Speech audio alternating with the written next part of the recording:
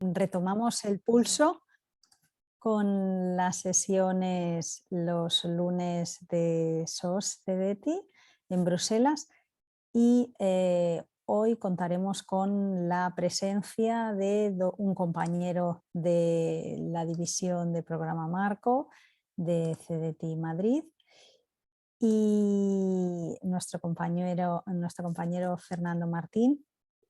Simplemente antes de darle la palabra, pues nada, un pequeño recordatorio del que hacemos todos los lunes extensivos a todos los que nos acompañáis.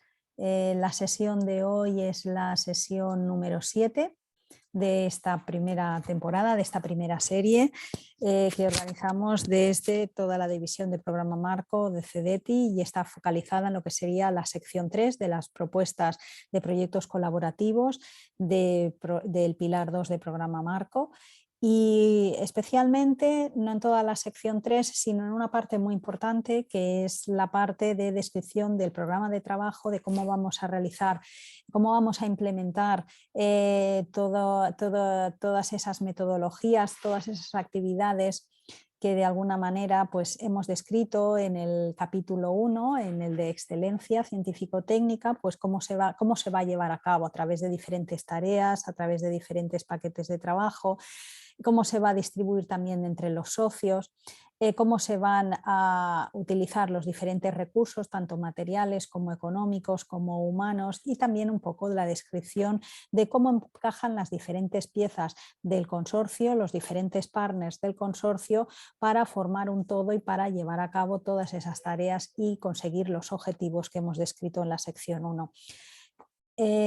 Para los que os incorporáis en esta sesión, pues bueno, los lunes de SOS CDT pues es un concepto que hemos puesto en funcionamiento en esta primavera de 2022 con la idea de que bueno, pues fuesen unas cápsulas de unos 60 minutos aproximadamente, los lunes de 11 a 12. El registro, como siempre, está abierto desde pues, la tarde misma que cerramos hasta las 9 de la mañana del lunes siguiente, y el objetivo principal de esta serie de webinarios es ayudaros a mejorar la calidad y consecuentemente esperamos que la tasa de éxito de las propuestas en las que participáis o en las que sois líderes.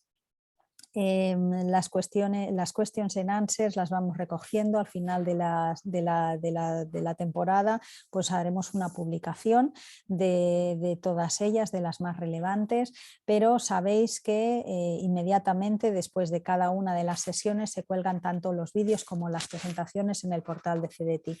Para inscribirse también el portal de CDT de eventos. Estamos en la sesión número 7.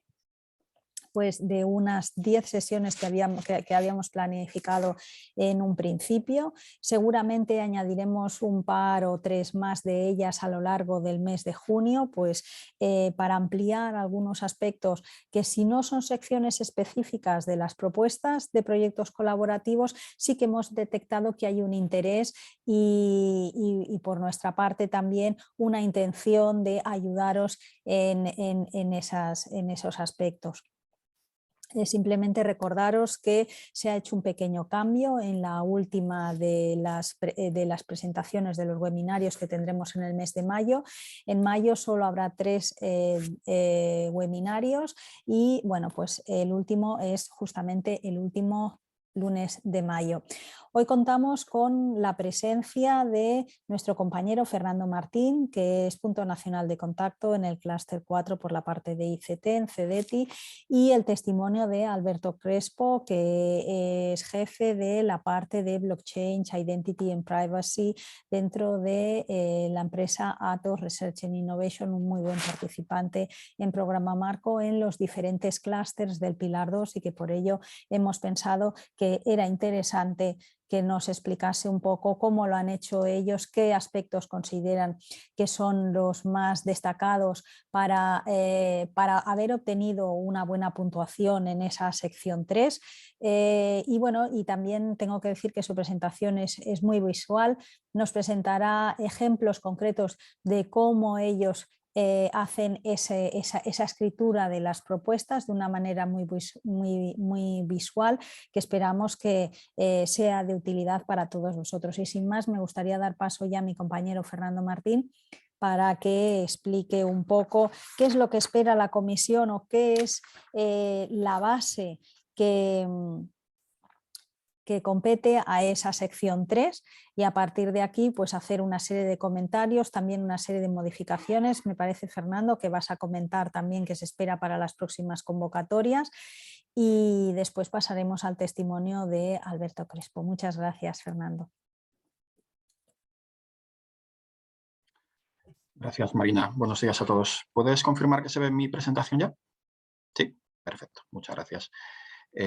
Bueno, un placer estar aquí con todos vosotros, aunque sea lunes por la mañana, que siempre nos cuesta a todos un poco más. Esto lo teníais que haber puesto viernes por la tarde o algo así, con una cervecita de esas bruseleñas que echamos tanto de menos después de 2 años. Mi presentación de hoy va a ser muy cortita. De hecho, la parte interesante yo creo que es la de Alberto, que es la de las experiencias prácticas, ¿no? Mi presentación hoy es muy administrativa, sobre todo pensando en qué es lo que os van a pedir en las propuestas cuando la enviáis a las convocatorias en Bruselas.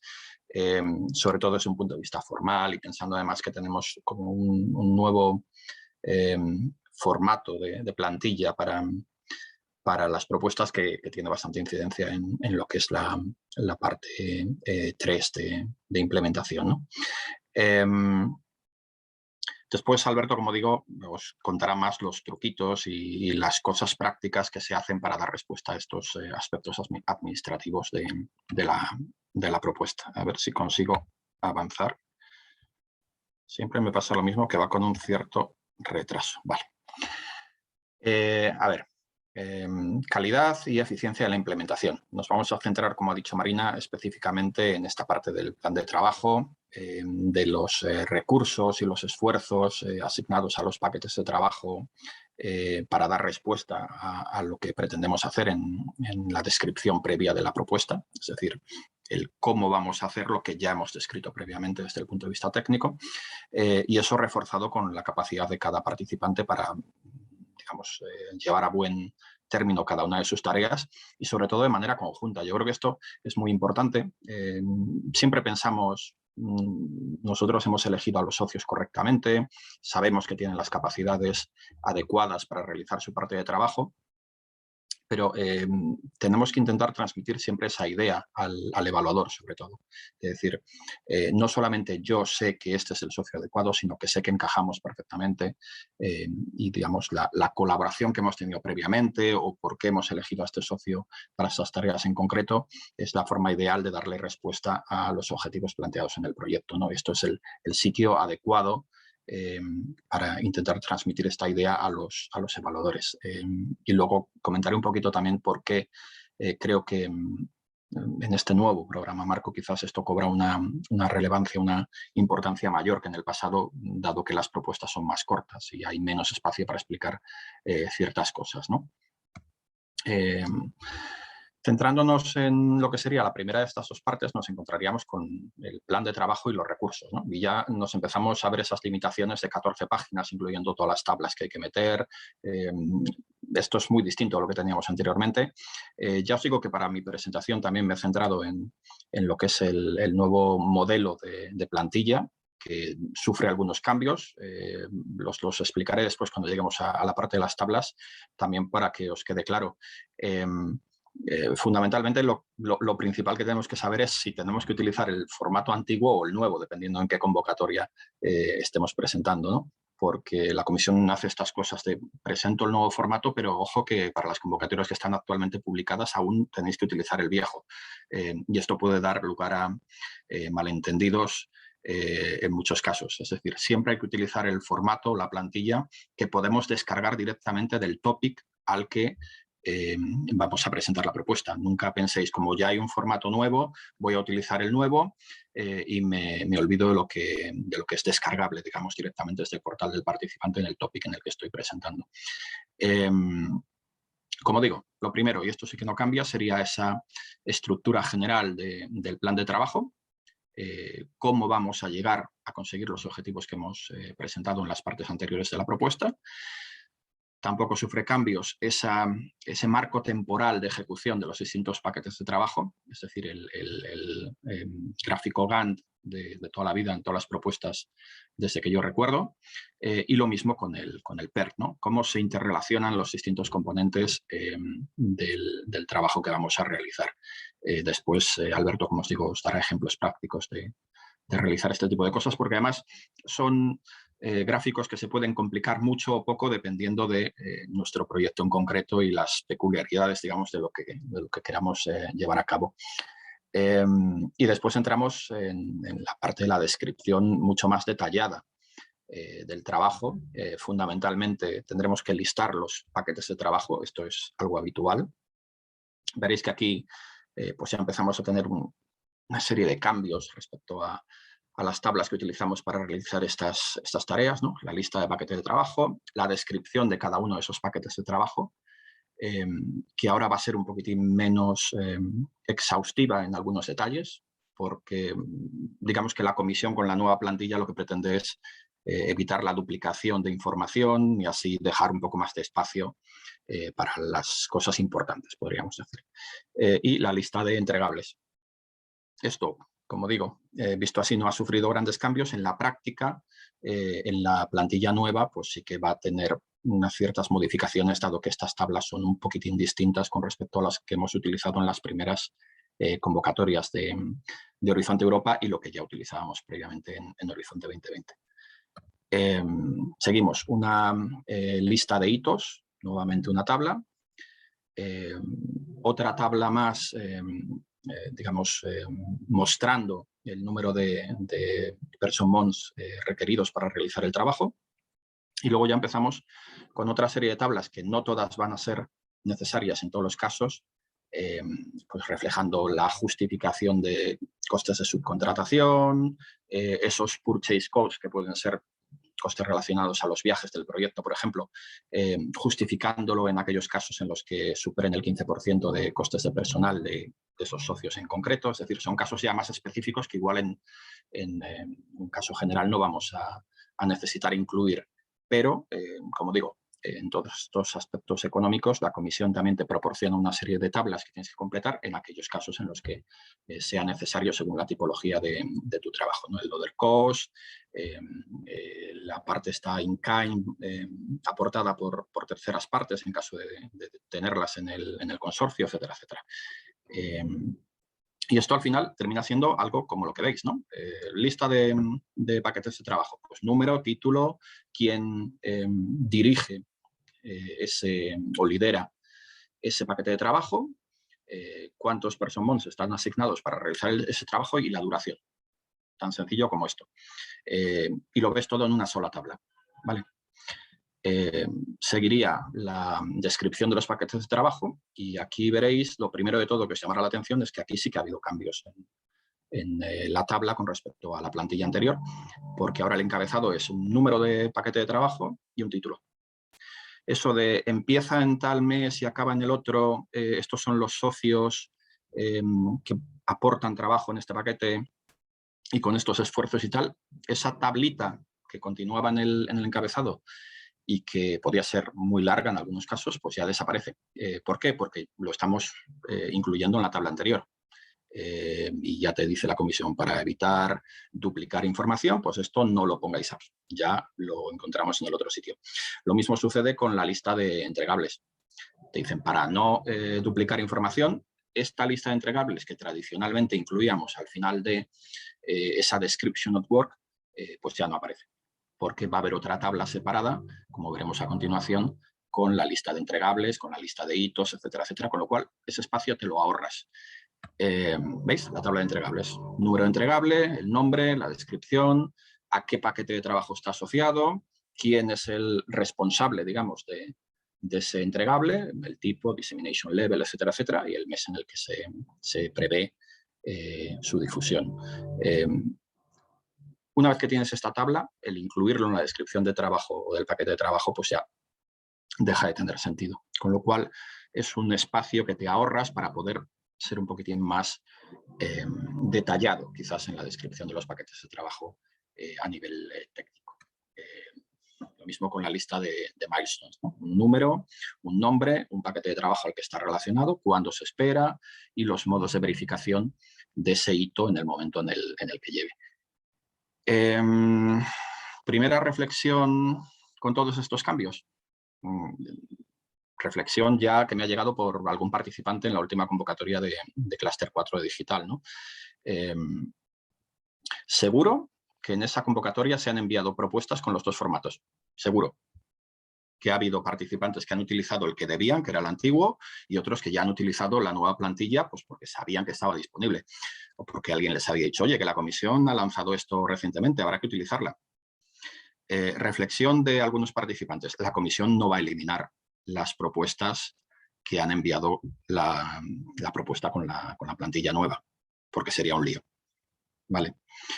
Y probablemente esas propuestas cuenten con una cierta ventaja, porque al no duplicar determinada información o al no tener que incluir determinadas cosas en la descripción de los paquetes de trabajo, pues cuenta con un espacio adicional para describir lo que realmente importa. Es decir, tienen el mismo límite de páginas, pero las pueden utilizar mejor, que es un poco la idea de este nuevo template, ¿no?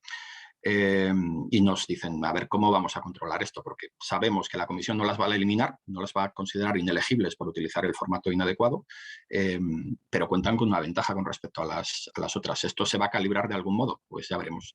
Tendremos que tener un ojo puesto en cómo la comisión va a realizar, digamos, esta evaluación de propuestas mínimamente, pero en el fondo no son tantos cambios, pero sí mínimamente distintas, ¿vale? Mi recomendación, utilizad siempre la plantilla que aparece en el topic al que vais a enviar la propuesta, descargados esa plantilla, utilizadla siempre así para evitaros líos, ¿vale? Y ya poco a poco pues iremos tendiendo a este nuevo formato, sobre todo en convocatorias nuevas, ¿no? Bien, continúo.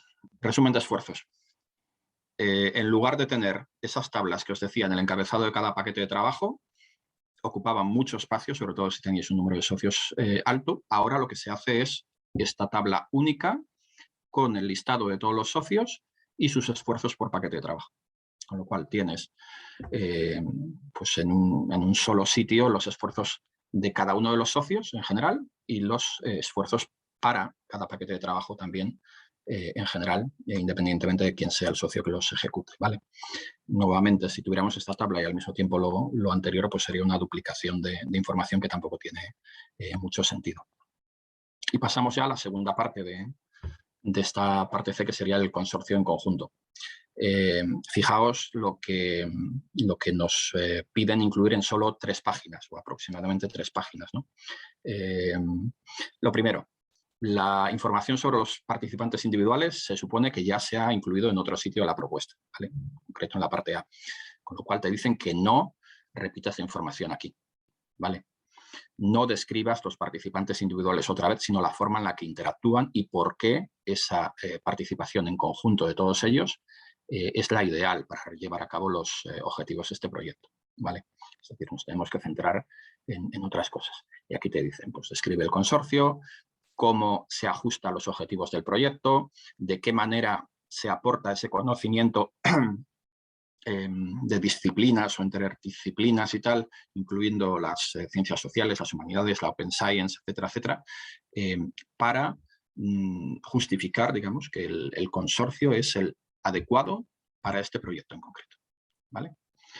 De qué modo pueden tener acceso a infraestructuras críticas necesarias para realizar las actividades del proyecto. Y esto es importante sobre todo en algunos proyectos o en algunas tecnologías que me vienen a mí a la mente ahora mismo, en el que, digamos, que se pretende desarrollar tecnologías desde un punto de vista más básico, pero para ello es necesario acceder a una serie de recursos de computación o de simulación o de lo que sea, que pueden no estar disponibles dentro del consorcio, pero sí que necesitas ese acceso. ¿De qué modo estás planteando esta posibilidad?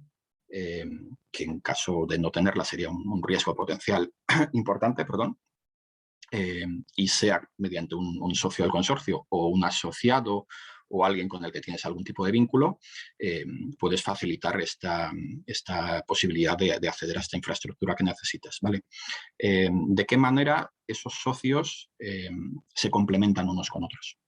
Y Alberto luego os contará un ejemplo práctico muy concreto de una forma visual cómo puedes ver estas complementariedades entre unos socios, por qué unos son especialistas en una parte y otros en otra, y en forma conjunta, digamos, te aportan todo lo necesario para realizar el proyecto, y que es, como digo, importante, sobre todo porque así no le dejas nada a la imaginación del evaluador, que yo creo que siempre es lo más importante, ¿no? Es decir, tienes que explicarle perfectamente qué es lo que va a hacer cada uno, pero por qué cada uno de ellos lo hace. Y yo diría que esta sección en concreto, que muchas veces se piensa, bueno, como esta parte final de la propuesta ya no se le lee a nadie, es un poco repetitivo, entre comillas, con respecto a cosas que ya he podido aportar en partes anteriores de la propuesta, pues la desdeña un poquitín. Y yo creo que es mucho más importante de lo que se piensa. Sobre todo en el contexto actual que tenemos de Horizonte Europa, donde el número de páginas se ha reducido drásticamente con respecto a lo que estábamos acostumbrados. Y mi reflexión personal, si me permitís, es que esto favorece un poco a los participantes más tradicionales, es decir, a los fuertes. Si nos encontramos con un Fraunhofer o incluso un Atos, como os comentará después Alberto, pues no requiere mucha presentación probablemente para la mayor parte de los evaluadores. Es decir, ya los conocen, saben de sus capacidades, saben de su expertise y de sus fortalezas. Otro tipo de socios menos conocidos, digamos que igual necesitan justificar más. Y para eso se necesita espacio. Si te lo reducen, pues tienes menos posibilidades de explicar en qué eres bueno y de qué manera aportas tu expertise en ese proyecto en concreto. Y por eso esta sección es importante. Y deberíamos intentar enfocarla y nuestros esfuerzos precisamente a eso, a decir, ¿por qué este consorcio, más allá de que pueda tener grandes nombres y grandes participantes de éxito en convocatorias anteriores, por qué la complementariedad con el resto de socios, aunque sean menos conocidos, es la adecuada, ¿vale? Y entonces, centrar nuestras 3 páginas específicamente en explicarle al evaluador que el consorcio que hemos elegido es el adecuado, ¿vale? ¿Qué más? ¿De qué modo cada uno de ellos contribuye al proyecto? Obviamente es lo que estoy comentando, formas de tablas o de lo que sea, para ver esas complementariedades y el expertise de cada uno de esos socios en la parte del proyecto desde el punto de vista técnico que se les ha asignado.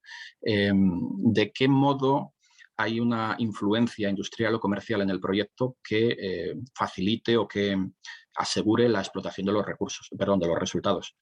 Y por qué esto es consistente, ¿vale? Lo digo porque hay veces que esto no viene directamente asociado con los socios del proyecto, especialmente en proyectos que terminan un TRL bajo, podríamos decir, pero muchas veces sí que ves que el topic te exige una estrategia futura de cara a posible comercialización, etcétera, etcétera, y esto se podría explicar aquí más allá de lo que pueden ser los propios socios en el consorcio que van a recibir financiación, digamos. Y bueno, pues de qué manera se justifica también la presencia de países más allá de la Unión Europea, de los asociados, organizaciones internacionales en el caso de que las hubiera, y por qué consideramos que tienen que estar, porque su presencia es fundamental para el desarrollo del proyecto. ¿Vale? Esto es algo muy específico, no sucede en todos los casos, pero sí que puede verse en algunos proyectos muy concretos, ¿no? Y entonces dices, pues necesito justificar, sobre todo si estoy pidiendo financiación y van como socios, pero incluso aunque no fuera así, aunque, digamos, es una entidad de un país que no va a recibir financiación, que se va a financiar con fondos propios de su gobierno, pero ya sabéis cómo están las cosas últimamente con todo esto de la estrategia de desarrollo de tecnología, de el mantener una cierta independencia tecnológica en el desarrollo de determinadas tecnologías, el hecho de poder tener socios de fuera de la Unión Europea y países asociados a veces se puede ver como un riesgo desde el punto de vista tecnológico y entonces tendríamos que justificar muy bien por qué ese socio, qué es lo que aporta para justificar su presencia en el consorcio, ¿vale? Más allá de los aspectos anteriores que habíamos estado diciendo desde el punto de vista de cómo cuadran dentro del panorama general del consorcio. Y creo que esto es todo. Sin más, pues pasaremos la palabra a Alberto, que será quien nos explique desde un punto de vista práctico todas estas cosas administrativas, rollo. Interesante. No, no, no, Yo. no es rollo, no es rollo, no es rollo en Me quedo por absoluto. aquí, después si queréis Sí, seguimos, si hay sí, sí, preguntas sí, y tal, sí. Sí, y de lo vemos. hecho hay dos preguntas, hay tres preguntas, pero las lanzo ya, las repetiré después, por si así Alberto a lo largo de su presentación quiere hacer alguna referencia, ¿vale? A estas tres y después las que vengan. Mira, o si ahora, Fernando, piensas que puedes aportar alguna cosa más. La primera era que si se podían fusionar dos columnas de las tablas, añadiendo toda la información requerida, pero con un número menor de columnas, es decir, esas tablas que te da la comisión. Yo no las ¿Vale? tocaría mucho, ¿eh? Bueno, tampoco no hay mucho que tocar, pero igual alguna cosa, vale. Ya, a ver, Alberto, si tú te encuentras en alguna Estoy de situación...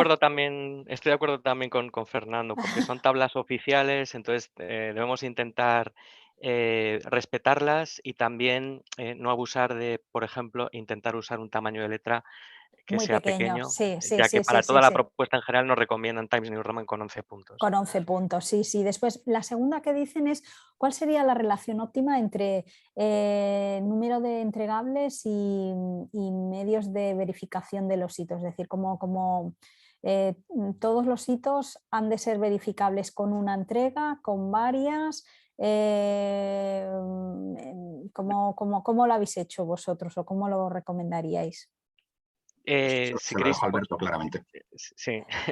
Bueno, depende del hito. Los hitos es importante que se puedan verificar y lo más normal es hacer esta verificación haciendo alusión a entregables. Claro, Entonces es puede ser posible que uno o confluyan. varios. Hmm, Sí, pueden ser entregables también de distintos paquetes de trabajo. En un mismo vale. hito pueden confluir resultados de distintos paquetes de trabajo. Por Entonces, ejemplo, no sí. hay una regla fija, pero elegid el número de entregables que sean suficientes para demostrar que el hito se ha cumplido. Luego, formalmente, este hito se va a asignar a una de las organizaciones, aunque se refiere a varios paquetes de trabajo, pero en la realidad todos los paquetes de trabajo involucrados deberán contribuir al éxito del cumplimiento del hito. Delito correspondiente. Y después hay una pregunta que esta es para mí, cuando hablabas de infraestructura crítica, Fernando, no se refiere a seguridad, sino se refiere a infraestructura crítica desde el punto de vista que si no hay ese tipo de laboratorio, si no hay ese tipo de service facility, si no hay ese tipo de facilidad, por ejemplo, para computación, pues muy difícilmente se pueden conseguir esos objetivos que tú has propuesto a nivel de proyecto. Después, para que destaques, Alberto, en tu presentación, dos cositas. Una, si todas las tareas tienen que tener un entregable asociado, a ver si puedes poner algún ejemplo.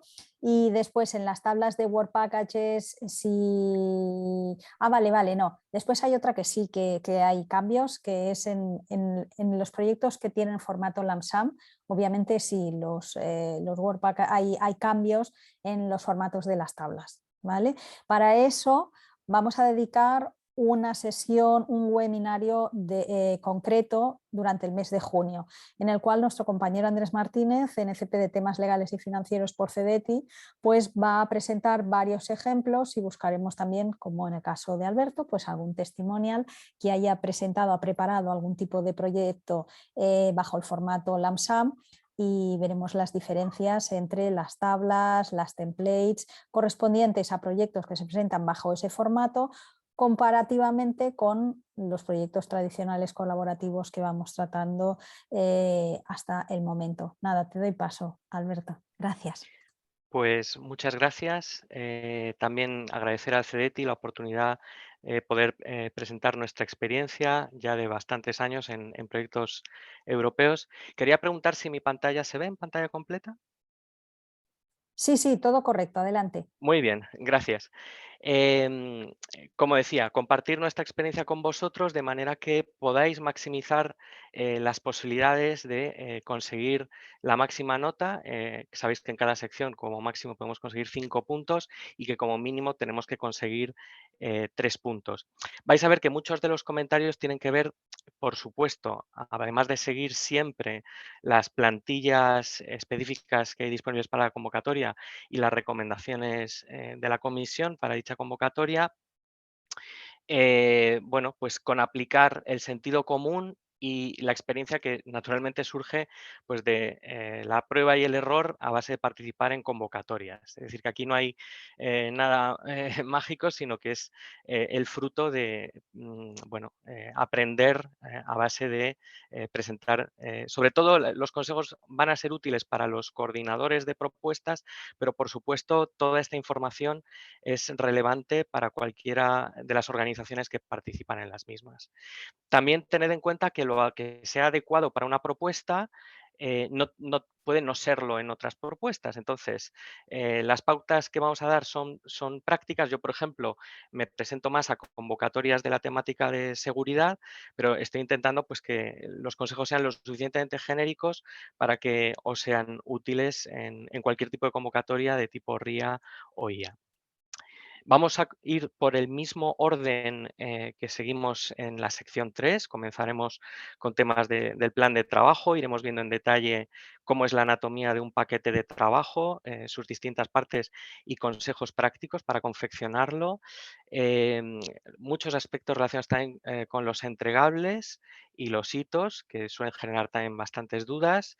Y llegaremos también a la parte donde necesitamos explicar ahora también de una manera bastante comprimida, dado la limitación en el número de páginas, el uso de recursos y aunque está al final, no debemos descuidar ni dejar para muy tarde la preparación de la explicación de la capacidad de los participantes y del consorcio en su conjunto.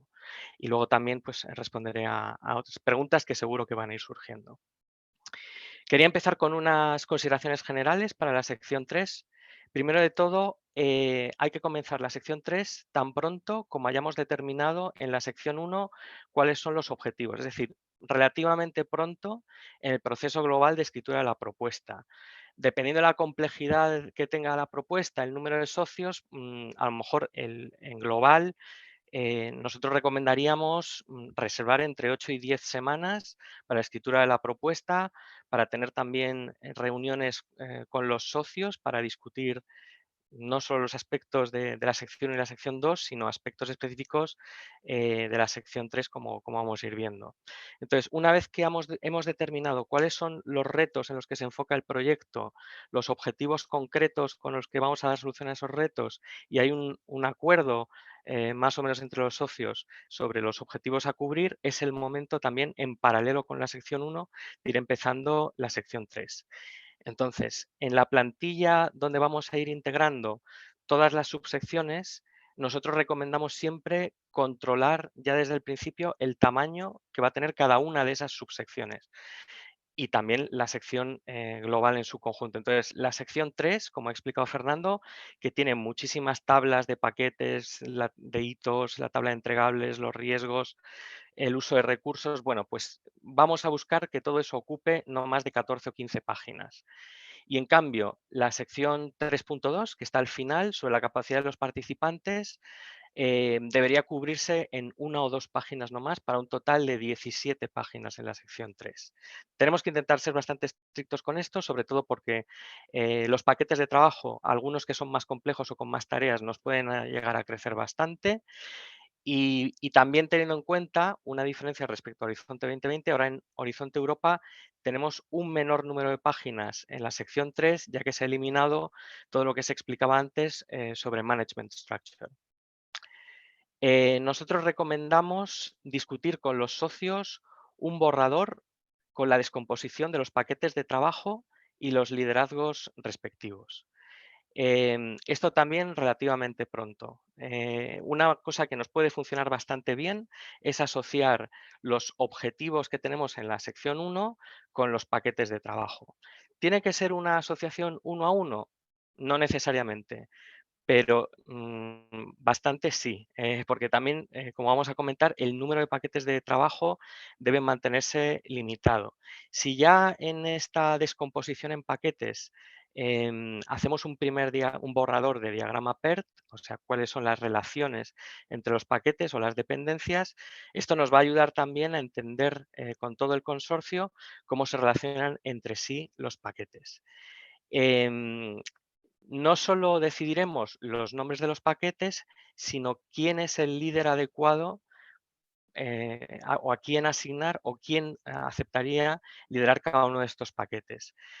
Pensemos que el trabajo de liderazgo de paquete debería asignarse a organizaciones que ya tienen experiencia en proyectos europeos, que van a estar comprometidos en la estructura del paquete de trabajo, porque van a tener que coordinarse con otros socios que a su vez serán líderes de tarea, y también habrá que determinar los entregables y situarlos en la línea temporal.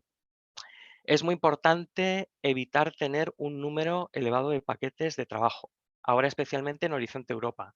Siempre, por supuesto, tienen que ser los paquetes necesarios y adecuados al tamaño y a la complejidad del proyecto y las áreas, las distintas áreas que cada uno de ellos tiene que cubrir.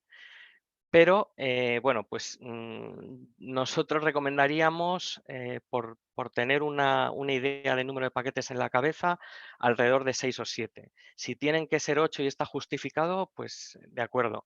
A veces tampoco forcemos la máquina porque em, a veces para intentar tener menos paquetes lo que hacemos es fusionarlos, pero entonces nos puede salir un paquete demasiado grande. Entonces tenemos que hacer ese balance entre la cobertura de las áreas y los grandes objetivos del proyecto y el número de paquetes que vamos a decidir. Y tenemos que tener en cuenta que además de los paquetes técnicos, que eso es lo que nos varía más de una propuesta a otra, normalmente tenemos una serie de paquetes horizontales que están encargados de la coordinación del proyecto y suelen tener una duración, pues la duración completa del proyecto. Entonces, estamos hablando pues de la diseminación científica, la comunicación, la explotación o la sostenibilidad de los resultados. Y bueno, es importante también asegurar durante este estudio también de las responsabilidades de los paquetes que todos los socios tengan un rol relevante asignado de acuerdo a su experiencia. Puede ser que haya socios que solo lideren tareas, socios que sean editores de entregables, pero de cara a mostrar la complementariedad de los socios y su adecuada participación, pues todos los socios deberían tener alguna participación relevante en el proyecto. Los socios técnicos, los que van a hacer integración, los expertos en comunicación, puede que tengamos también expertos en temas éticos legales y, por supuesto, un papel destacado para los usuarios finales, que tienen un papel estratégico o más estratégico todavía en Horizonte Europa. Entonces, comprobaremos que cada socio tiene asignado el liderazgo de al menos una tarea y un entregable a la hora de escribir los paquetes. También es el momento de decidir qué otros roles tendremos y qué socios los van a asumir. Entonces, ¿qué socio va a ser el coordinador científico o coordinador técnico? ¿Quién va a liderar la explotación y la comunicación? ¿Vamos a querer tener, en el caso, por ejemplo, de Innovation Action, un líder de innovación que monitorice todas las innovaciones del proyecto, las medidas para la protección de la propiedad intelectual? Y no olvidemos que también vamos a incluir una serie de expertos externos, en muchos casos, que aconsejarán al proyecto en un comité asesor. Entonces, detallemos también cuáles son las relaciones con otras plataformas, iniciativas, segmentos industriales. Este diagrama ya no lo incluimos, esto lo hacíamos en Horizonte 2020, pero aunque no lo tengamos como diagrama, es algo que tenemos que tener en la cabeza porque en la sección 3, en la sección 3.2, por ejemplo, si tenemos un comité asesor, ya en tiempo de propuesta, pues indicaremos quiénes son los expertos que van a formar parte del mismo y, bueno, de dónde provienen, si provienen de la industria, si son de academia o, bueno, otro tipo de socios que pueden asesorar al proyecto. También es normal en esta fase descubrir algún tipo de laguna en cuanto a la experiencia requerida, por ejemplo, que para alguna tarea en concreto nos falte todavía algún socio.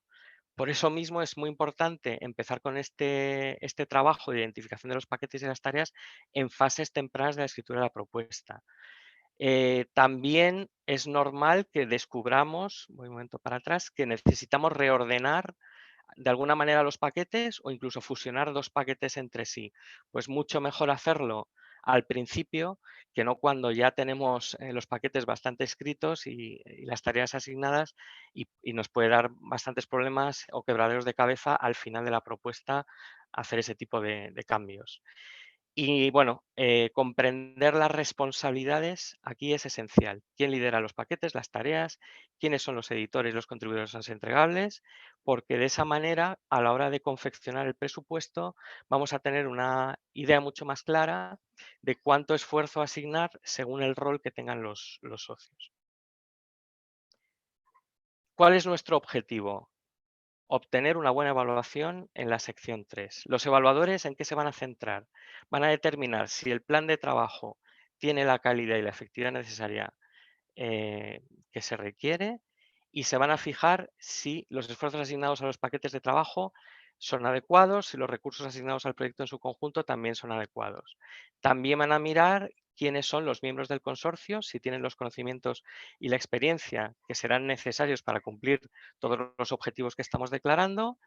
Y también, bueno, pues vamos a cubrir esta parte en la última parte de la presentación. Aquí os he puesto un ejemplo, pues donde podemos ver que se indica pues que el plan de trabajo es coherente y efectivo, todas las tareas están bien mapeadas a los objetivos, el número de entregables y de hitos es adecuado y están bien presentados y el consorcio, que sería la sección 3.2, demuestra una buena complementariedad, tiene todas las capacidades y la experiencia para cumplir los objetivos y de hecho también se ve en la descripción de la propuesta que los socios ya han trabajado conjuntamente o bien en proyectos anteriores o en otras iniciativas, partenariados, lo cual también es muy importante preguntarlo y averiguarlo cuáles son las relaciones entre los socios para indicarlo en la propuesta. Y luego que la asignación de recursos a cada socio es adecuado. Luego veremos en más detalle esta parte. El plan de trabajo. Bueno, esta es la primera parte donde tenemos que describir brevemente, como veis en un párrafo se puede hacer, qué paquetes de trabajo vamos a tener, si vamos a tener más de una iteración para llevar a cabo esos paquetes, lo cual suele ser recomendable, sobre todo en el caso de los paquetes técnicos, y cómo se relacionan entre sí los paquetes. Como digo, no tiene que ser largo, pero tiene que ser muy claro. Y es aquí donde proporcionaremos un diagrama PERT que nos servirá para, sí. Bueno, aparte de las iteraciones para los paquetes técnicos, también podemos mencionar, en el caso de que usemos algún tipo de metodología de trabajo concreta y que va a tener impacto en el proyecto, por ejemplo, metodologías ágiles, ahora se usan mucho con despliegues e integraciones continuas, esto también lo diremos aquí.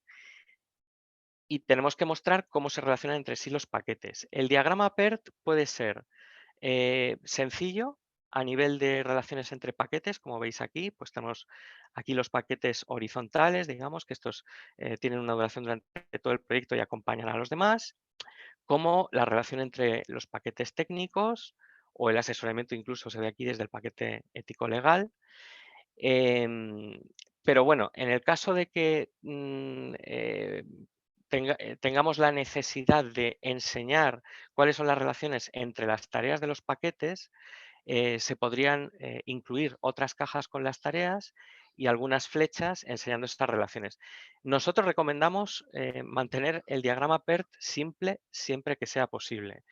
En el caso en que esté justificado llegar al nivel de tareas, se puede hacer, pero entonces cuidaremos que no haya demasiada complejidad en cuanto al número de cajas y de flechas, porque si no, pues es también complicado para los revisores entenderlo.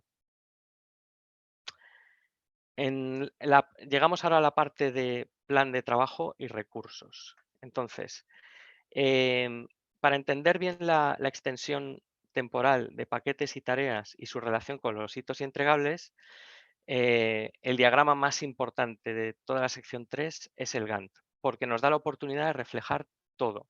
los paquetes y las tareas con sus líderes, la longitud de las tareas. Podemos colocar en su mes correspondiente los distintos entregables, como veis aquí estos circulitos, y también reflejando los hitos, que serían estas barras verticales, y debajo cada hito con su número. También, a la hora de establecer, nos es muy útil para establecer las duraciones de las tareas, pues aquí se ven claramente, cuándo empiezan, cuándo acaban, y las fechas de los entregables, por ejemplo, que suelen estar al final de las tareas, no necesariamente, pero muchas veces sí.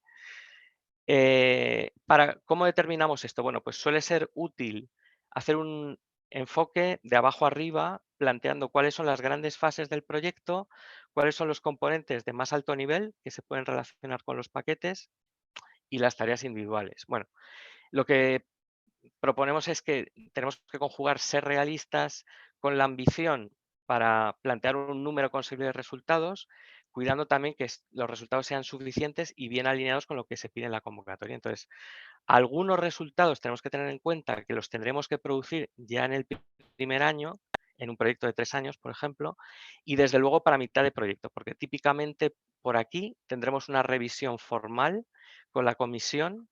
Entonces, será importante haber producido ya aquí también algunos resultados prácticos, algunas integraciones, algunas pruebas de concepto que podamos enseñar. Y bueno, también es normal que los primeros meses estemos estableciendo la cultura de trabajo, el conocimiento entre los socios, que también se ha visto más dificultado ahora durante la pandemia, hemos tenido muy pocas reuniones, pero es verdad que empezamos a tener más entregables y más resultados a partir de, bueno, pues que ya vamos avanzando después del primer año en tener las cosas claras y en habernos conocido. El Gantt para lo que nos sirve es para fijarnos en la secuenciación también de las tareas, entender si es conveniente o no que alguna tarea termine para que alguna tarea sucesora coja sus resultados, o si varias tareas deben producir una serie de entregables para cumplir algún hito. Nosotros recomendamos hacer esto también una vez que hemos hecho la descomposición de paquetes y hemos asignado las responsabilidades de liderazgos de paquetes y empezamos a asignar los liderazgos de tareas, empezar esta discusión de las fases y dentro de las fases cuál debe ser la duración de las tareas. Em, en cuanto a las iteraciones, nosotros recomendamos que los proyectos tengan varias iteraciones, también limitadas, 2 o 3, pero no solo una, porque si tenemos una sola iteración, se nos incrementan los riesgos de que si tenemos cualquier tipo de retrasos o de problemas, no nos demos cuenta o no podamos abordar su solución hasta que es demasiado tarde en el proyecto y nos acabemos encontrando en la desagradable tesitura de tener que pedir a la comisión una extensión del proyecto, cosa que normalmente querremos evitar porque suelen ser extensiones sin presupuesto adicional. Entonces, pensando en un proyecto típico que tiene que validar resultados en pilotos, planteemos una iteración final teniendo en cuenta también la evaluación de resultados o las métricas o los Key Performance Indicators con los que tendremos que validar esos resultados y calculemos hacia atrás cuáles son una anterior iteración de pilotos donde produce una serie de resultados intermedios y respecto a los otros paquetes de trabajo que son técnicos, cuándo deben producir los desarrollos y las integraciones. Incluso esto puede llegar a los paquetes de diseño técnico de análisis. Em, Sí, y esto es lo más importante. Entonces, nosotros, si vamos viendo, mientras desarrollamos la sección 3, que vamos teniendo un Gantt completo y coherente, eso nos va a dar confianza de que estamos planteando también bien las cosas. Vamos a ver ahora cuál sería la anatomía de un paquete de trabajo, empezando por la cabecera. Entonces, bueno, como ha explicado Fernando, también en la nueva plantilla hay una serie de diferencias. Ya no va a ser necesario indicar todos los socios, pero bueno, todos los ejemplos que tengo son de la plantilla que se ha venido utilizando hasta ahora. uno de los problemas, efectivamente, cuando tenemos socios, por ejemplo, a partir de 12, es que no nos van a caber en una sola línea y esto va a hacer que nos ocupe más la cabecera, multiplicado por 7 paquetes de trabajo, pues ahí se nos pueden ir bastantes líneas. En la parte bueno, también tenemos que tener en cuenta que asignaremos, aquí suele mostrar en negrita quién es el líder del paquete y buscaremos asignarlo, como dije antes, a una organización experimentada y también otra regla no escrita, pero una organización no debería liderar más de 2 paquetes de trabajo. Buscaremos entonces un equilibrio en la asignación de esfuerzos por cada paquete, que tenemos que ir indicando aquí, y, bueno, como luego explicaré, también gestionaremos internamente una hoja Excel para tener el detalle de los esfuerzos por cada socio por tarea, porque luego si la propuesta sale financiada es una información que nos será muy útil para llevar el control del proyecto. ¿Cuál debe ser la longitud completa del paquete de trabajo? Bueno, si puede ser una página, pero nosotros desde luego recomendamos que no sea más de página y media. Esto es bastante complicado de conseguir y sobre todo en la parte de descripción de trabajo, para poder lograr esto vamos a necesitar que la descripción de las tareas vaya al grano, sea concisa, sea satisfactoria también para los revisores, de que realmente se está explicando lo que produce la tarea y que todo ello es relevante. Entonces es muy importante cuidar de la calidad de cada una de estas descripciones. Pero siempre nosotros recomendamos empezar la escritura de los paquetes desglosando los objetivos. Nosotros recomendamos establecer un número limitado de objetivos para cada paquete, hacer una correspondencia entre estos objetivos y las tareas, porque también eso va a mostrar a los revisores que hay una consistencia clara y que se van a producir los resultados correspondientes a esos objetivos. Y bueno, por supuesto, una tarea puede que cubra más de uno de estos bullet points de objetivos, pero no deberíamos tener más tareas que objetivos. Determinaremos las tareas también buscando evitar tener un número elevado de tareas, porque por una parte, si queremos tener una longitud limitada de paquete, nos lo dificulta, pero también a más tareas hay el riesgo de que crezca rápidamente el número de entregables y también va a hacer más compleja la gestión del paquete a todos los participantes durante su ejecución. Nos va a ayudar también pensar en resultados medibles. Los indicadores clave de rendimiento que identifiquemos en los objetivos de la sección 1 nos pueden ayudar a orientar las tareas y los entregables en cada paquete de trabajo. Y luego, para tareas que sean especialmente complejas, podemos pensar en subdividirlas en subtareas. Pero esto, bueno, solo deberemos hacerlo si vemos que es estrictamente necesario, por ejemplo, porque nos ayuda a no introducir más tareas con toda la carga de entregables y de gestión que tiene. Pero también tiene el riesgo de que si hacemos una tarea con unas cuantas subtareas, pues nos quede también bastante larga.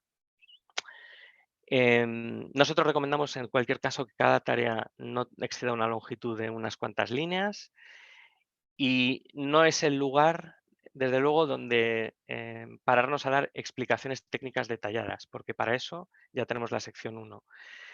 El detalle de las tareas sí tiene que ser suficiente, o sea, no vale una tarea solo con 2 líneas sin detalle que permita entender que esto produce un trabajo que va a ayudar a cumplir alguno de los objetivos del paquete, sino que hay que entonces explicar qué produce la tarea, cómo lo va a hacer y también qué relaciones hay entre otras, con otras tareas del mismo paquete o podría ser con tareas de otros paquetes. O sea, ¿qué dependencias tenemos? ¿La tarea necesita producir o recibir resultados desde otras tareas? Y eso también a su vez nos va a ayudar a ordenarlas en el tiempo. La cabecera de la tarea también es importante. Nombre de la tarea, mes de inicio, mes de fin, quién es el líder y quiénes son los participantes. Si sucede que participan todos los socios, pues decimos todos y entonces ahorramos espacio y si no, indicamos cada socio. Nosotros recomendamos a nivel de paquete añadir unas líneas al final, este ejemplo no lo he puesto, pero algunas líneas aglutinando los socios por rol, los socios que tengan un mismo rol y explicar qué rol tienen en el paquete, porque eso también va a mostrar a los revisores que hemos pensado cuál es, según la experiencia de cada socio, cómo van a contribuir al desarrollo del paquete, y durante el proyecto pues también resulta útil el haber determinado esto en tiempo de propuesta. ¿Cómo logramos llegar a este resultado final de paquete? Bueno, pues mediante reuniones periódicas con los socios para comprobar el avance en la escritura de los paquetes, para poner en común este tema de las dependencias entre tareas y también la duración de cada una de las tareas. Y también, bueno, resolver dudas sobre todo de los entregables. Los entregables deben ir relacionados con las tareas de los paquetes de trabajo. Entonces, nosotros recomendamos al final de la cabecera indicar aquí de qué tarea sale el entregable. Puede ser que varias tareas confluyan en un solo entregable. Esto sobre todo lo haremos si, como una estrategia para reducir el número de entregables. Pero bueno, también tenemos que tener en cuenta que si son varias tareas con líderes de tarea distintos, tendremos que decidir uno de ellos para ser el editor de la tarea, aunque los contribuidores sean los otros líderes de tarea y los otros participantes de las tareas. Más cosas importantes. Los entregables son el mecanismo fundamental de reporte porque permiten al Project Officer, a los revisores, evaluar el progreso del proyecto, la calidad de los logros que está teniendo el proyecto en las tareas. También nos ayudan a justificar el presupuesto que se va a reclamar al final de cada reporting period. Pero en ese caso lo que tenemos también es que pensar qué entregables clave necesitamos incluir en cada paquete, que también van a estar relacionados con los hitos. Otros entregables puede que no sean entregables clave, pero también serán necesarios. Por ejemplo, pueden ser entregables clave, pues los prototipos de los pilotos, las integraciones en una plataforma, recomendaciones para legisladores o resultados hacia estandarización. Todo lo que son resultados externos o clave del proyecto, pues nos interesa que esos entregables estén bien reflejados en el plan de trabajo. También es posible que, debido a lo de las iteraciones que explicaba antes, necesitemos producir una serie de documentos internos que luego podremos reutilizar en entregables oficiales. Entonces, no por cada cosa que tengamos que producir tenemos que incluir un entregable, porque eso va en contra de mantener limitado el número de entregables. Nosotros, sobre todo en Horizonte Europa, recomendaríamos el total de la lista de entregables que no pase de 20. Si tenemos 22 o algo así, no hay problema, pero vamos a intentar fijarnos ese objetivo.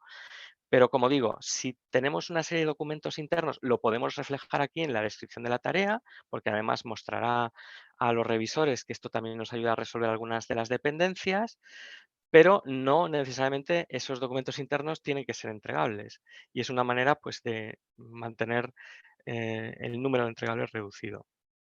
Y si tenemos varias iteraciones, tenemos que tener en cuenta que si queremos tener pues varios entregables relacionados con la implementación o con los pilotos, pero del mismo tipo, sino, por ejemplo, uno puede ser intermedio, otro puede ser el final, cada uno de ellos va a contar como entregable en la lista de entregables. Entonces, bueno, es otra razón para mantener el número de iteraciones limitada.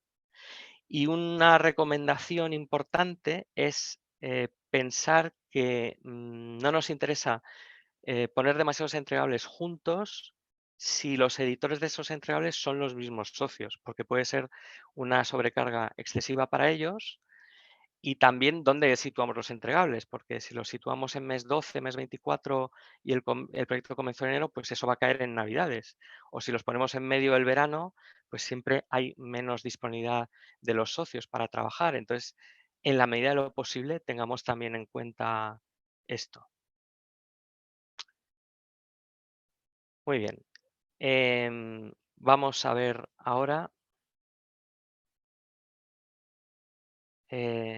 aparte de limitar el número de entregables, como decía, vamos a tener que decidir el tipo de los entregables. Como sabéis, el tipo más común es el tipo R, informe, pero, por ejemplo, cuando necesitemos producir componentes o código, utilizaremos el tipo Other, el tipo DEM se puede utilizar para demostradores de pilotos.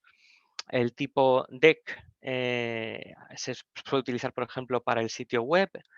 Si vamos a producir conjuntos de datos, pues utilizaremos el tipo data. Siempre va a ser obligatorio producir un Data Management Plan en el mes 6, entonces ahí utilizaremos el tipo DMP. Y luego para otros entregables de temáticas más concretas, por ejemplo, tenemos el tipo Ethics o el tipo Security. También es importante elegir bien el nivel de diseminación.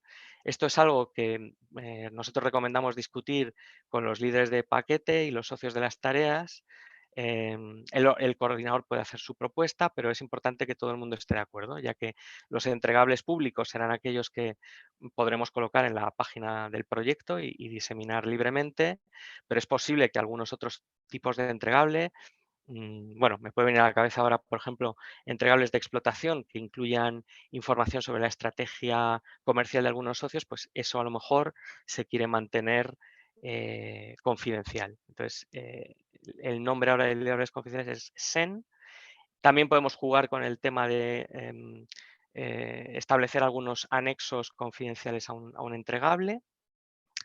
Y luego, bueno, también tenemos, sobre todo en convocatorias de seguridad que también producen información que puede ser de tipo más restringido o confidencial, los de tipo CI. Pero esos conllevan también toda una serie de consecuencias, con lo cual tenemos que ser bastante cuidadosos a la hora de elegir este tipo de nivel de diseminación.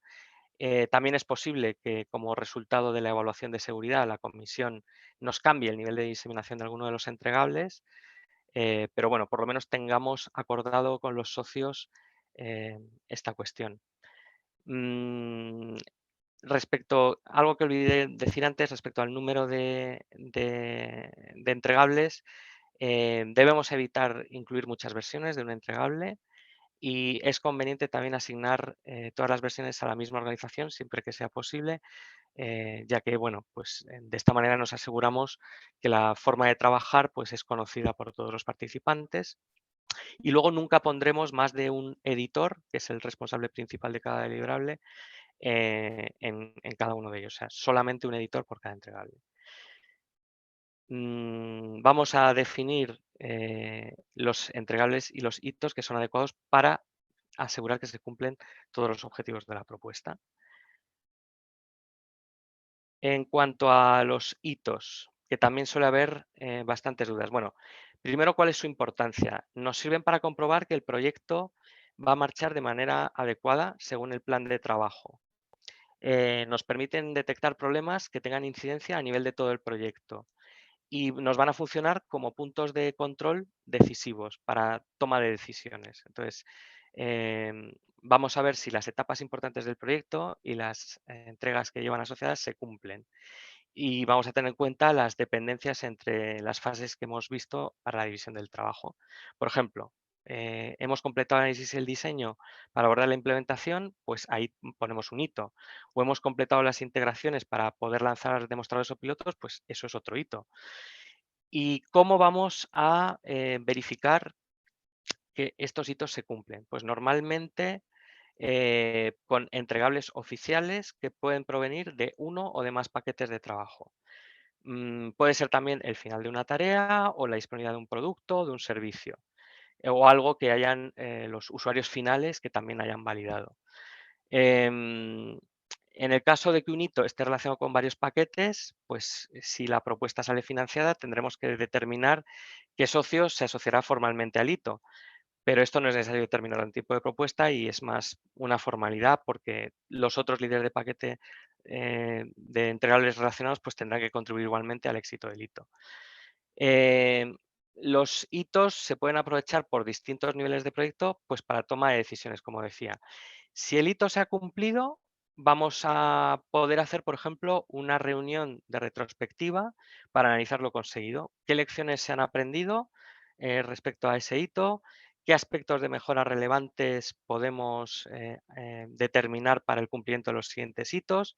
Y sobre todo, si el hito no se ha cumplido, entonces es que tenemos un problema, tenemos algún tipo de desviación, se han materializado algunos riesgos que tendremos que mitigar, que tendremos que corregir Entonces tenemos que identificar cuáles han sido las causas de los problemas, si tenemos una serie de cuellos de botella, acordar colaborativamente las soluciones y puede que tengamos que reajustar en ese caso algunos hitos y tomar medidas para que estos problemas no se vuelvan a repetir.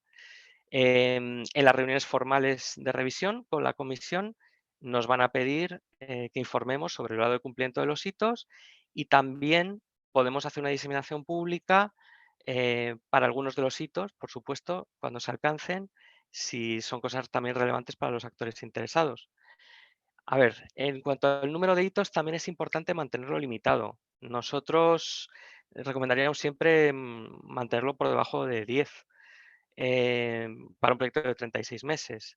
También es normal que tengamos más hitos hacia mitad o hacia final de proyecto, pero unos 3 o 4 hitos al año también sería lo normal.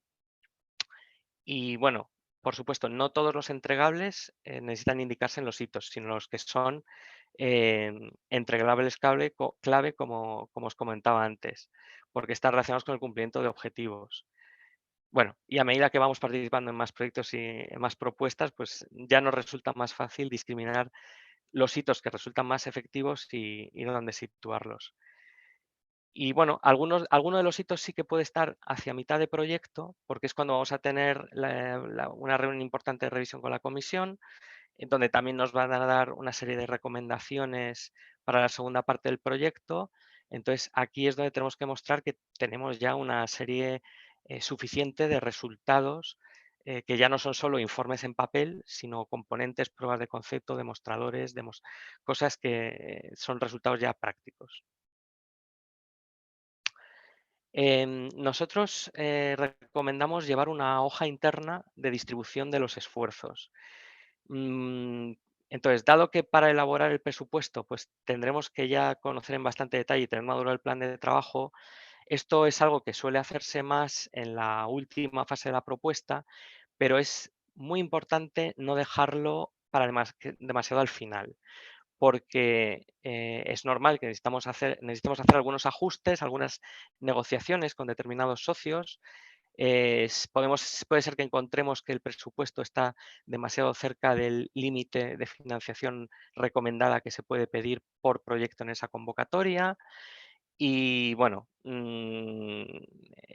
por esa razón es importante todo lo que decía antes de tener bien claras las responsabilidades, porque así podremos plantear unos esfuerzos adecuados a cada uno de los socios y hacer un primer borrador de presupuesto y de esta hoja de esfuerzos con la suficiente antelación para que luego no nos veamos en problemas.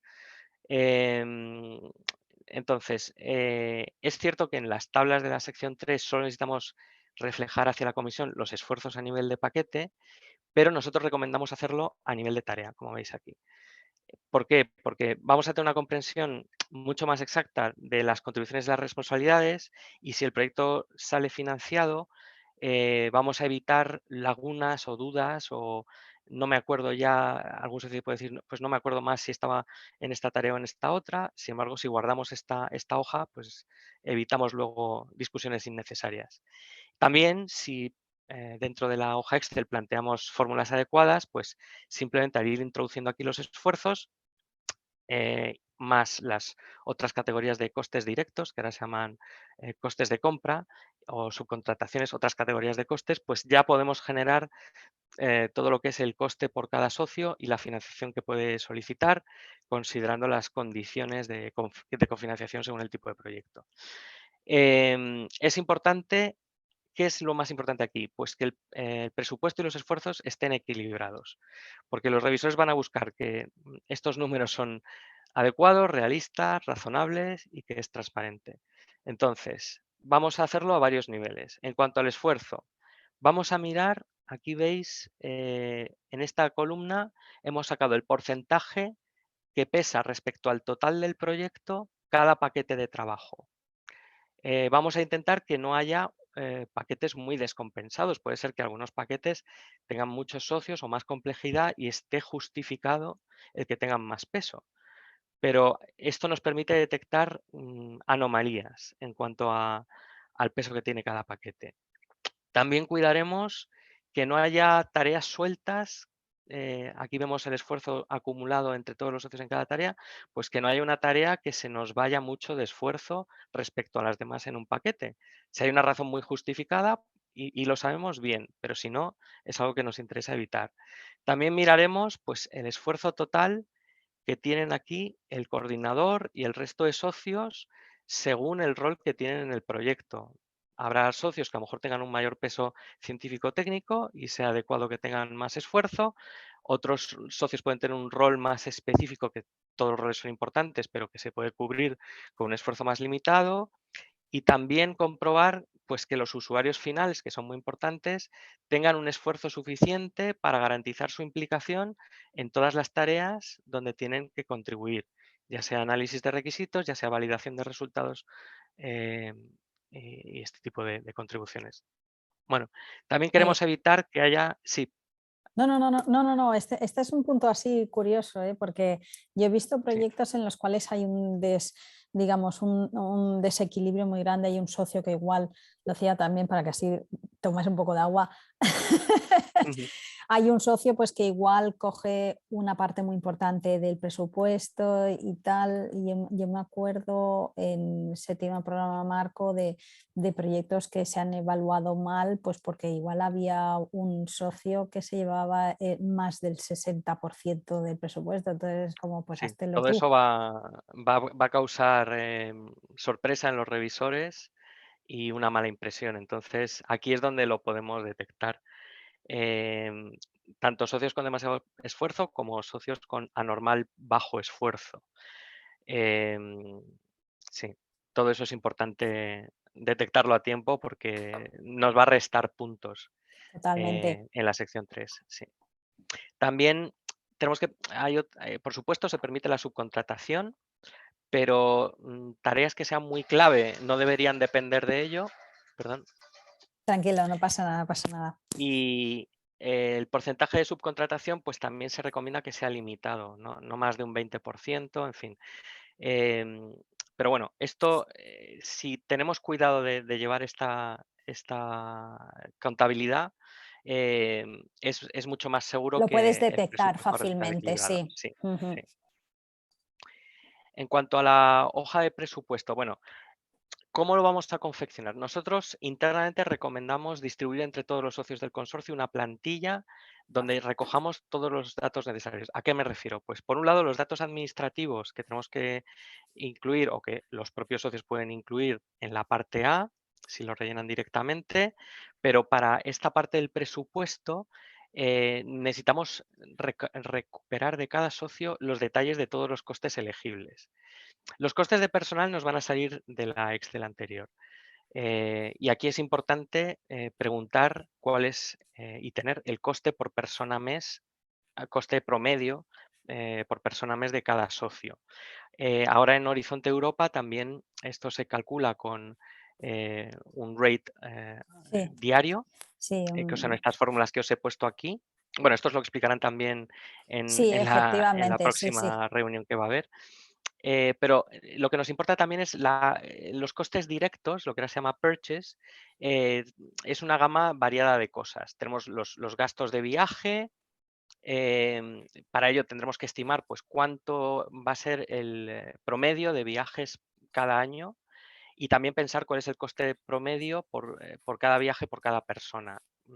Típicamente pueden ser necesarios entre 2 y 4 viajes por socio y año. También podemos tener gastos relacionados con equipamiento y ahí tendremos que tener en cuenta las reglas financieras que son relevantes. Por ejemplo, tener en cuenta el coste de depreciación de los equipos durante la duración del proyecto. También puede ser un coste por alquiler de servidores o servicios en la nube. Pero nosotros aquí vamos añadiendo comentarios a cada socio exactamente de para qué es ese gasto. ¿Es alquiler de servidores? Sí, pero ¿para hacer qué tarea o en qué paquete hacer el trabajo? Porque luego eso lo vamos a incluir en la descripción del uso de recursos. Podemos tener también gastos de diseminación, costes de Mm. conferencias, costes de publicación de libre acceso, por supuesto si tenemos algún tipo de subcontratación, costes también para conferencias, talleres o para los viajes de los expertos del comité asesor. Bueno, pues todo eso debemos tener el detalle a mano y tenerlo también asociado a los distintos socios. ¿Qué socio va a llevar tal taller o la conferencia final del proyecto? No lo dejemos para el final porque entonces seguramente casi ni nos dé tiempo para discutirlo. Y bueno, y luego pues también según las reglas financieras pues puede ser que necesitemos incluir aquí los costes de los Cost Financial Statements para los socios que superan 430.000 euros de financiación actualmente en Horizonte Europa. Pero ¿qué es lo importante de esto? Que es que si no preguntamos, si no obtenemos mediante una plantilla el detalle sobre los otros costes directos, pues no vamos a tener esa información que necesitamos reflejar en la parte del uso de recursos. Y que no se nos olvide nada, lo que decía, si vamos a tener una serie de Sí. conferencias, pues tendrán un gasto asociado. Si vamos a tener viajes porque tenemos algunas reuniones cara a cara del comité asesor, pues también cubrirlo. Y bueno, paso a las siguientes tablas. Por una parte, tendremos esta tabla donde reflejaremos el esfuerzo por cada paquete de trabajo y participante. Aquí debemos asignar los personas mes por cada tarea por organización, aunque no se refleje en la tabla, lo tendremos en la otra Excel. Daremos también esto es lo que os comentaba del uso de recursos, una Una vista de cuál es explicación muy una breve, sí. explicación muy breve, sí, como veis, 3, 4, 5 párrafos, intentando agrupar por tipo de gasto y por socio y la explicación muy breve de para qué es ese gasto. Este ejemplo yo creo que os puede ser bastante útil Ujú, para ver ujú. cómo se puede reflejar en Sí. un tamaño limitado. Puede que tengamos costes de subcontratación, entonces incluiremos la tabla para ello. Y luego los socios que superen el 15%, necesitaremos incluir una tabla como esta, como veis, de coste mayor a menor, explicando pues, por qué es el coste o cuántos viajes o exactamente, pero también una línea. El truco, bueno, si vemos que algún socio está en el 15, algo por ciento, pues a lo mejor rebajando unos cientos de euros de algo, pues no superan el Pues no límite. Y es superas una el tabla que límite. nos ahorramos, es Claro, importante claro. evitar eso. Y ya llegamos a la última parte, que es la sección 3.2, el consorcio en su conjunto. Entonces, aquí nos va a interesar proporcionar también un mapa con la distribución geográfica de los socios. Bueno, suele ser bueno mostrar aquí una cierta distribución geográfica amplia, pero bueno, también depende del proyecto concreto, no es siempre necesario.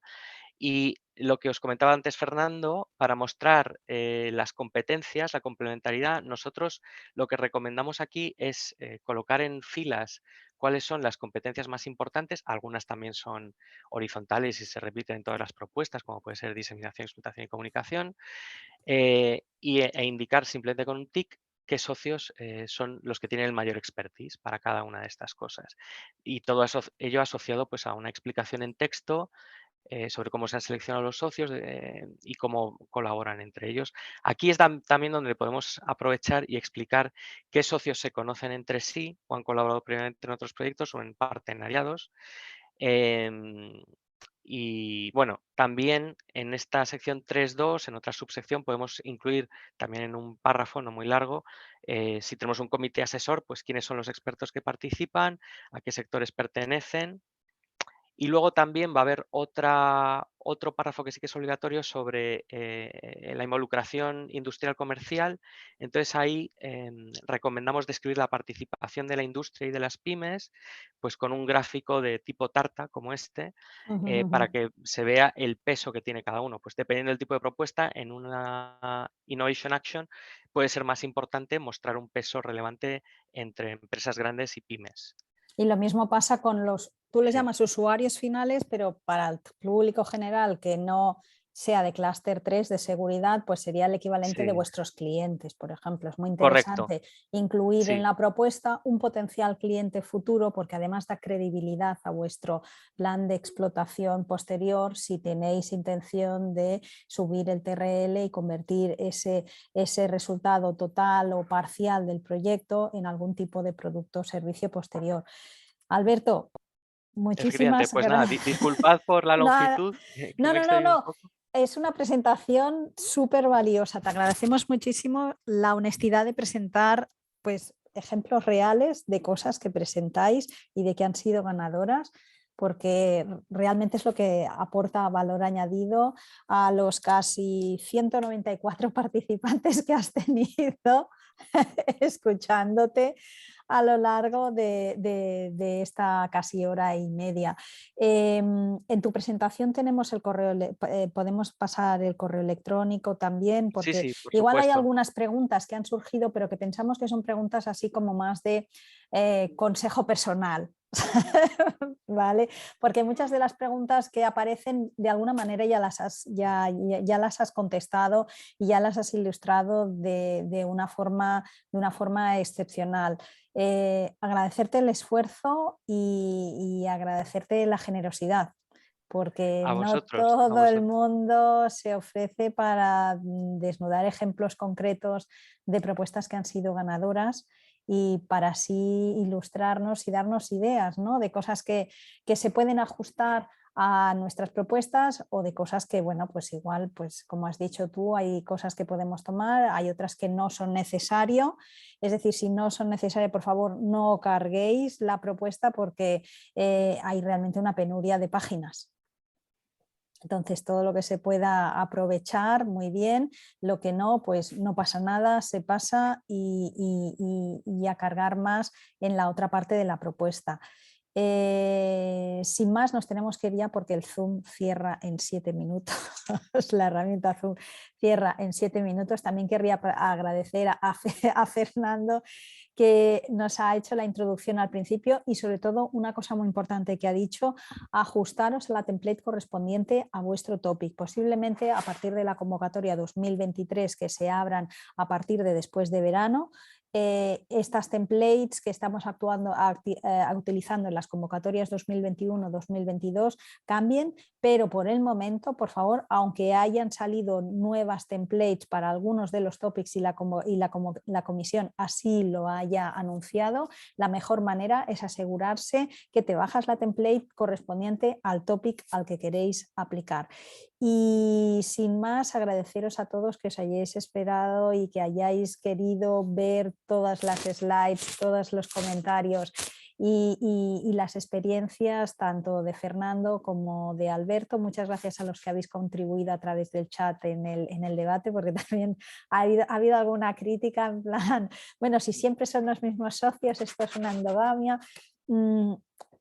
Es bueno también incorporar socios nuevos y bueno, no siempre el coordinador tiene que ser alguien que tenga experiencia. Si tiene experiencia, bien, pero si no, no habría una primera vez. Todos han tenido una primera vez y animaros con las convocatorias que quedan del 2022 aún pendientes, a todos aquellos que estéis elaborando propuestas y a los que en el futuro pues vais a desarrollarlas. Esperamos que sea de utilidad. Andrés, ¿quieres decir algo antes de que se nos corte el Zoom? No, nada más, no hay nada que añadir, Marina, gracias. Gracias a Alberto y a Fernando y a ti.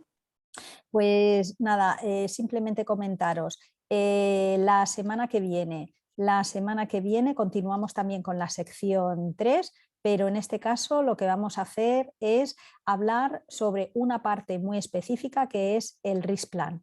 ¿Vale?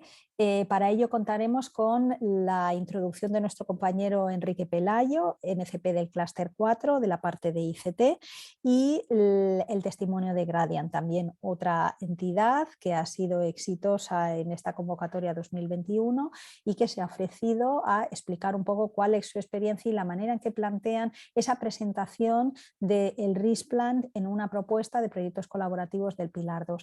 Y sin más, pues nos vamos, nos vemos la semana que viene a la misma hora y las presentaciones y el audio y vídeo de esta sesión estarán colgados entre esta tarde y mañana. Muchas gracias a todos. Adiós.